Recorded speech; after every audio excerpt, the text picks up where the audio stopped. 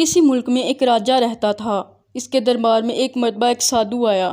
راجہ نے اس سے پوچھا، سادھو مہاراج دنیا میں رہ کر اپنی زندگی صحیح طریقے سے خدا کی عبادت اور لوگوں کی خدمت کر کے گزارتے ہیں، وہ بڑے ہیں یا وہ جو دنیا سے دور رہ کر جنگل بیابان میں جا بستے ہیں اور خدا کی عبادت کرتے ہیں، وہ بڑے ہیں؟ سادھو نے جواب دیا، اے راجہ، دونوں ہی اپنی اپنی جگہ بڑا کہلانے کا حق رکھتے ہیں۔ راجہ نے اس کی کوئی مثال پوچھی تو سادھو نے کہا، ٹھیک ہے، لیکن اس کے لیے آپ کو کچھ دن میرے ساتھ سفر کرنا پڑے گا۔ راجہ نے سادھو کی بات مان لی اور وہ دونوں گھومتے گھومتے ایک دن ایک ملک میں پہنچے۔ وہاں پہنچ کر دیکھا کہ ایک میدان میں کافی مجمع لگا ہوا ہے۔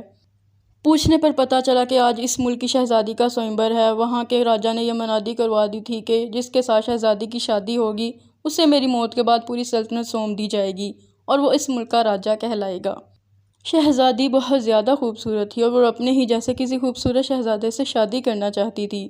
یوں تو سوئمبر میں حصہ لینے کے لیے ایک سے ایک شہزادے آئے، لیکن کوئی بھی شہزادی کو پسند نہ آیا۔ تب بھی وہاں ایک نوجوان سادھو آیا۔ راجکماری نے جیسے ہی اس جوان سادھو کو دیکھا اسے پسند کر بیٹھی اور اس کے گلے میں مالا ڈالنے چڑھ پڑی، لیکن وہ سادھو وہاں سے جانے لگا۔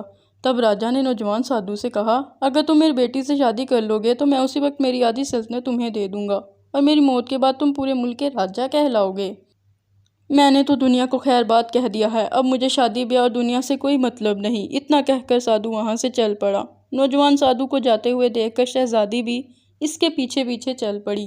یہ سب منظر راجہ اور سادھو دونوں غور سے دیکھ رہے تھے۔ اچانک جنگل میں جا کر وہ نوجوان سادھو کہیں غائب ہو گیا۔ شہزادی ایک درخت کے نیچے بیٹھ گئی۔ اسی درخت پر ایک چڑیا اور چڑا اپنے 3 بچوں کے ساتھ رہتے تھے۔ سردی کا موسم تھا۔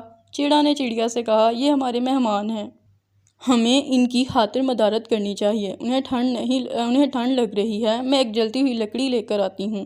یہ کہہ کر چڑا وہاں سے اڑ گیا اور کچھ دیر بعد کہیں سے ایک جلتی ہوئی لکڑی لے آیا۔